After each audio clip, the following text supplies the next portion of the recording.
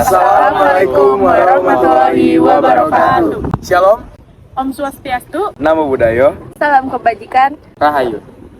Perkenalkan, kami dari kelompok 2 kelas 20 mata kuliah Pancasila. Perkenalkan, nama saya Asir Siribia Tambunan dengan NIM 163244444. Saya Putri Amalia dengan NIM 16324324.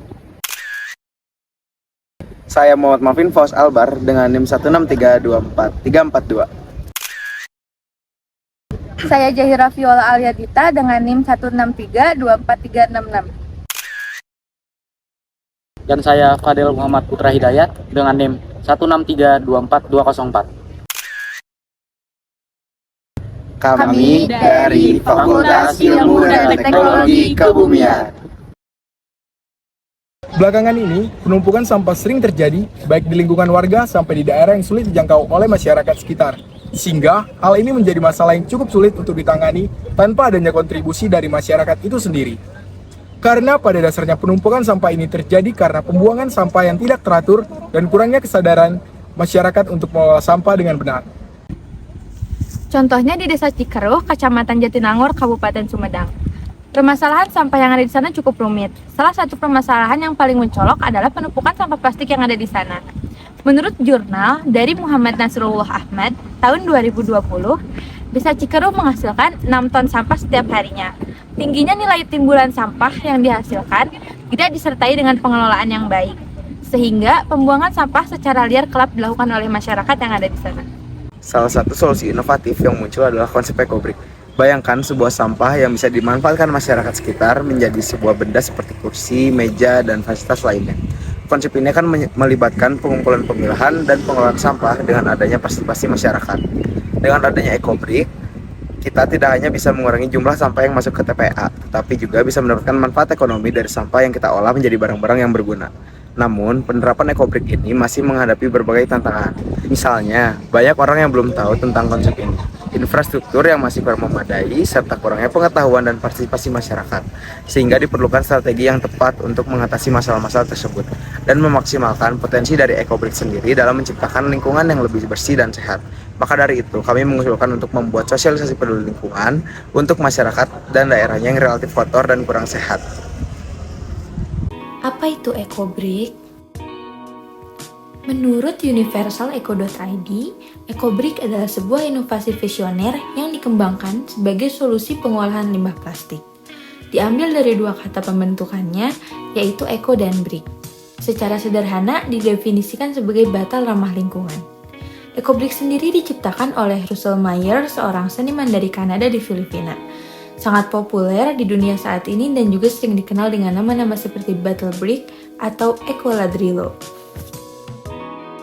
Ekobrik mempunyai banyak sekali manfaat. Yang pertama, sebagai sarana pengelolaan limbah plastik yang efisien dan dapat dilakukan oleh semua orang karena prosesnya sangat mudah. Yang kedua, melindungi alam dengan mengurangi jumlah sampah plastik yang ada. Yang ketiga, ekobrik dapat digunakan sebagai bahan bangunan atau furniture dengan biaya yang lebih terjangkau. Dan yang terakhir, sebagai inovasi baru, ekobrik menjadi peluang dalam memperluas lapangan pekerjaan. Itu adalah beberapa manfaat dari ekobrik. Sekarang, kita akan mempelajari bagaimana sih cara pembuatan ekobrik.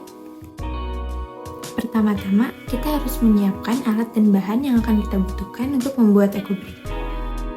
Yang pertama, kita membutuhkan gunting untuk memotong-motong sampah yang sudah kita siapkan. Selanjutnya, tentu kita membutuhkan sampah plastik sebagai bahan utamanya.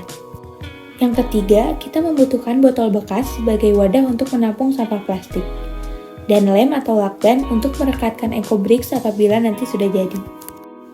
Lalu yang kelima dan keenam, kita membutuhkan tokat baik dari kayu ataupun yang lainnya untuk memadatkan sampah plastik. Dan cat untuk mewarnai botol ekobrik tersebut. Kita akan menuju proses pembuatan. Bagaimana sih cara pembuatan ekobrik? Yang pertama, pilah dan bersihkan sampah plastik yang berasal dari berbagai jenis.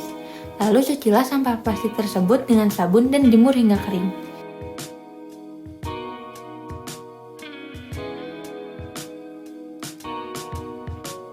Yang kedua, sediakan botol bekas air mineral dalam jumlah yang banyak. Lalu yang ketiga, masukkan sampah plastik yang sudah digunting-gunting ke dalam botol menggunakan tongkat. Yang keempat, padatkan sampah ekobrik, lalu timbang setiap ekobrik. Ekobrik minimal berbobot 250 gram. Yang kelima, susun lalu hias ekobrik sesuai apa yang ingin kalian buat. Dan yang terakhir, ekobrik siap untuk dimanfaatkan menjadi barang yang berguna. Berikut adalah beberapa barang yang dapat dihasilkan dari ekobrik.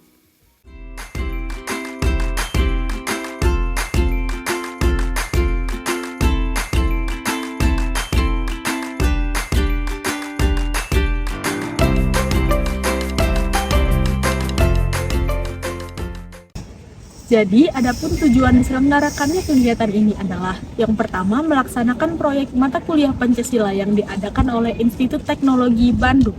Kedua, memperkenalkan kepada masyarakat sekitar mengenai pemanfaatan sampah agar bisa didaur ulang secara mandiri. Kemudian yang ketiga, memberi kesempatan kepada masyarakat sekitar untuk berkontribusi lebih terhadap lingkungannya sendiri. Adapun nilai Pancasila yang terkandung dari sosialisasi yang akan kami lakukan, yaitu sila kelima Pancasila, keadilan sosial bagi seluruh rakyat Indonesia. Karena kita akan mengedukasi masyarakat sekitar yang masih awam terhadap sampah organik yang ternyata banyak dimanfaatkan oleh orang di luar daerahnya. Sampah tersebut dapat kami manfaatkan menjadi barang terbarukan yang nantinya akan terpakai di lingkungan rumah tangga. Halo semuanya, kami akan mengadakan sosialisasi kami yang berjudul Sehat Pos. Apa itu Sehat Pos? Sehat Pos adalah sosialisasi pentingnya pembuatan ekobrik terhadap kesehatan dan kelestarian di lingkungan Posyandu RW 10 Desa Cikeruk. Kegiatan ini merupakan kegiatan di mana kami, para mahasiswa dan siswi, melakukan sosialisasi untuk masyarakat sekitar akan pentingnya menjaga kebersihan dan kesehatan lingkungan sekitar kita. Kegiatan sosialisasi ini sudah kami rencanakan dengan matang, agar sistematikanya teratur dengan jelas. Kami sudah melewati tahap asistensi bersama asisten dosen kami, Kak Raudotus Sarifah, dan Kak Anissa Nurtania. Kegiatan ini tentunya akan membantu saudara-saudara kita yang ada di sana. Dengan adanya fasilitas ini juga, mereka bisa tahu bahwa sampah plastik bisa didaur ulang sendiri tanpa ada campur tangan orang lain. Dalam sosialisasi ini, kita akan membahas lebih lanjut tentang cara membuat ekobricks, apa manfaatnya, serta bagaimana kita semua dapat berkontribusi dalam menciptakan lingkungan yang bersih dan sehat. Kebersihan sangat perlu dijaga. Jika sumber permasalahannya dari sampah itu sendiri, lebih baik kita tangani dengan pemanfaatan masalah yang ada. Menjaga kebersihan dan kesehatan lingkungan adalah tanggung jawab kita bersama. Lingkungan yang bersih dan sehat mencerminkan kualitas hidup kita dan menjadi tempat tinggal yang nyaman bagi kita semua. Dengan rutin membersihkan sampah, mengelola limbah dengan bijak, serta menjaga kelestarian alam, kita tidak hanya melindungi diri dari berbagai penyakit, tetapi juga mewariskan bumi yang lebih baik bagi generasi yang mendatang. Mari mulai dari hal kecil seperti tidak membuang sampah sembarangan dan mendaur ulang sampah, karena setiap tindakan kecil kita dapat berdampak besar bagi lingkungan.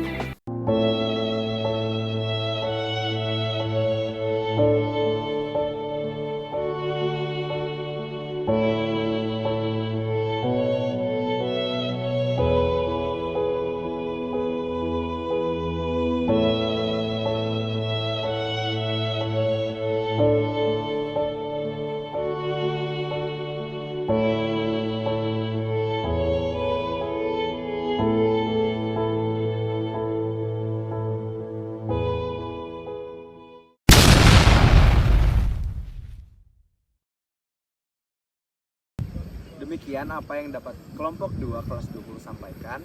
Semoga apa yang kami paparkan dapat tersampaikan dengan baik. Dan apa yang kami harapkan dapat terwujud bagi masyarakat sekitar.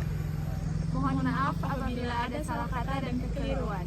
Wassalamualaikum warahmatullahi wabarakatuh.